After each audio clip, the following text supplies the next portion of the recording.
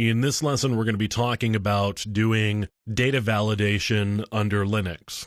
And by data validation, what I'm talking about here is when you've acquired some evidence and you want to make sure that you have preserved the state of that evidence in a way that you can go back and say, yes, this is the state that it was in when we first acquired it. It hasn't been altered. It hasn't been modified. No changes have been made to it. So we need to be able to do some verification of the evidence that we have. So one of the very simple ways of doing data validation is we could do something like a diff, which is a differential between two different files. So I've got a whole bunch of files here, and I could do a copy here of a README file, and I'm going to call it readme.new. Now, if I do a difference or a diff on readme as compared to readme.new, I'm going to get no differences. If I make some changes to readme.new and then do a diff again on it, I can see that there are some changes there.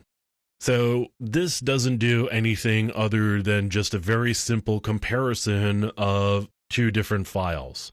It may not be enough to hold up against serious inquiry in a court case, but it is one way of just doing a simple comparison to see if a couple of files are the same or whether they're different. One thing that you really want to be using is a cryptographic hash, particularly when you've got a disk image that you have been working on to find evidence in.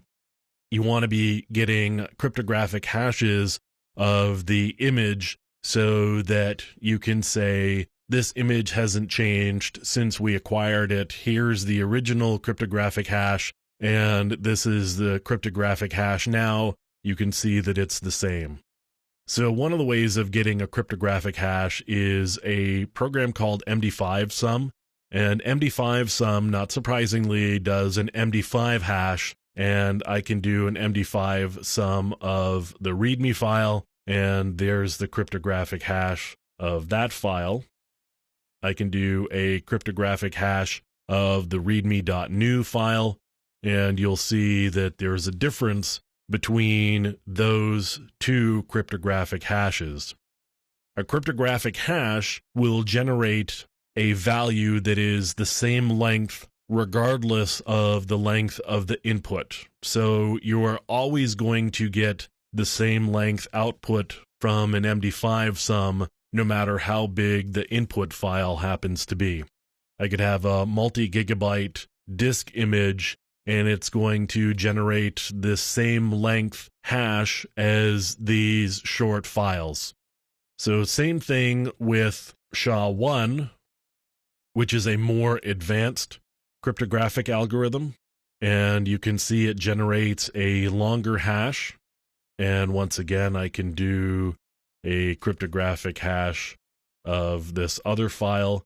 And you can see again that we've got a different cryptographic hash with these two different files, which of course is to be expected. Cryptographic hashes shouldn't generate the same hash with two different inputs. So no matter what input I throw into these hashing algorithms, I should always get a unique output.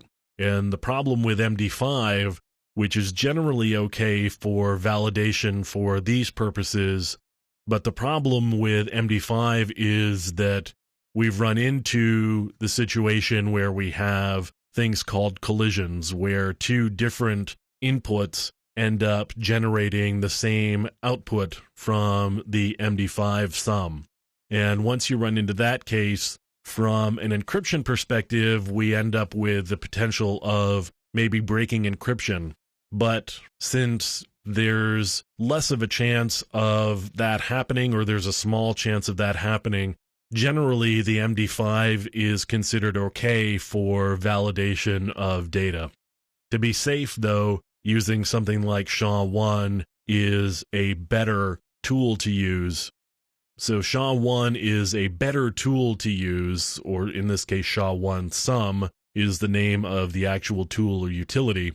So you'd use a SHA-1 hash in order to verify or validate the data that you are using and ensuring that it hasn't changed over the course of time and working on it. One tool that you can use in the process of actually getting the image or the data is this tool called DCFLDD, which will generate a hash as part of copying the file. So you can see here we've got hash equals name, and you can say MD5, SHA-1, SHA-256, SHA-384, SHA-512. Now the copy part is the same as the DD utility. The DCFLDD utility adds some other capabilities, one of which is this ability to generate the cryptographic hash as part of the copy process. So once it's done with a copy, it will generate a cryptographic hash of the copied file. So we can use that down the road in order to verify or validate the data that we've got. It's the same thing as using DD and then doing an MD5 sum or SHA-1 sum. In this case, the DCFL-DD compacts that into one call rather than two separate calls.